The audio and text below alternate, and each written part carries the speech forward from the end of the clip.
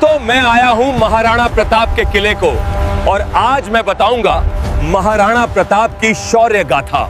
तो वीडियो को पूरा देखें और चैनल को सब्सक्राइब कर लीजिए।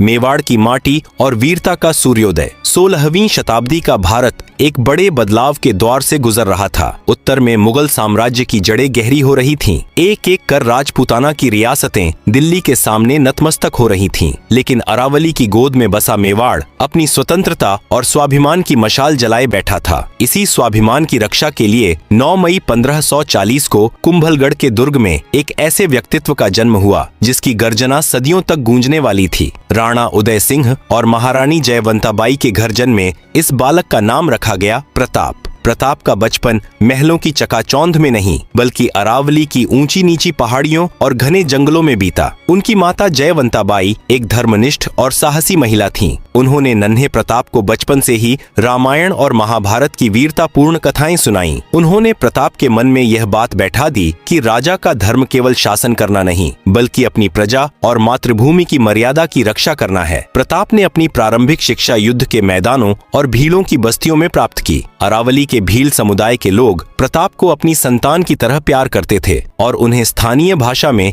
कीका कहकर पुकारते थे। भीलों के साथ रहते हुए प्रताप ने सीखा कि दुर्गम पहाड़ों में कैसे लड़ा जाता है, कैसे गुप्त रास्तों का इस्तेमाल किया जाता है और कैसे कम संसाधनों में भी शत्रुओं के छक्के छुड़ाए जा सकते हैं। यही वह समय था जब प्रताप ने अपनी वह सैन्य शक्ति तैयार की जो आगे चलकर मुगलों के खिलाफ उनकी सबसे बड़ी ताकत बनी। प्रताप का भील साथियों के साथ यह अटूट रिश्ता जाति पाति से ऊपर उठकर राष्ट्रभक्ति की मिसाल बन गया। 1567 का वह वर्ष मेवाड़ के इतिहास में काला अध्याय बनकर आया। मुगल सम्राट अकबर की नजरें मेवाड़ के गौरव चित्तौड़गढ़ पर टिकी थीं। अकबर जानता था कि दिल्ली से गुजरात और मालवा तक के व्यापारिक मार्ग मेवाड़ के रास्ते से ही गुजरते हैं और जब तक मेवाड़ आजाद है उसका सपना अधूरा है। अकबर ने एक विशाल सेना के साथ चित्तौड़गढ़ को घेर लिया। राणा उदय सिंह ने मंत्रियों की सलाह पर किले की रक्षा का भार जयमल राठौड़ और पत्ता सिसोदिया जैसे वीरों को सौंपा और खुद अरावली की पहाड़ियों में चले गए ताकि मेवाड़ की शक्ति को संगठित रखा जा सके। उस युद्ध में चित्तौड़ ने वह भयावह मंजर देखा जो इतिहास कभी नहीं भुला सकता। जयमल और पत्ता ने अंतिम सांस तक लोहा लिया लेकिन अंततः विजय मुगलों की हुई। किले के भीतर